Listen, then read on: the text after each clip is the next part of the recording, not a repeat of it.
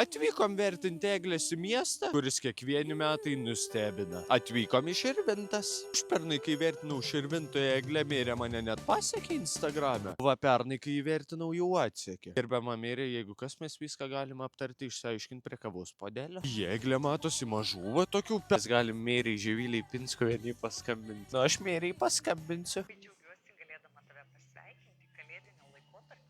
Ačiū jums, Mėrė, labai malonu pašnekėti, visą gerą. Mėrė labai gražiai pašnekėjo, manau, viskas tarp mūsų išspręsta. Pažiūrėkit, kaip gražiai savivaldybė papuošta. Man jau patinka, ką aš matau. Dabar bandysim rasti kelią iki pačios eglės. Tik žiūrėk, nepasiklysk labirinte. Nu, man labai graži. Snaigutės į pasagėlės, į va ten tada pasagėlės. Iš viršaus jaučiu iš vis kaip spiralė atrodo. Gal iš vis net kaip socialinė savidestrukcijos spiralė. Tokia va fotografija galima. Vaikštau gražiuose eglėj, vos žinokit, neįbūbėjau galvos į šitą. Pasagasgi sėkmę neša. Nu, jis sėkmingai pavyko eglę papuošti. Nenų vaizdai patys už save kalba. Jeigu Širvinto eglė būtų daina, tai būtų šita. Suradom auto pasagėlę mudu prie vartelių buvo vakaro žara.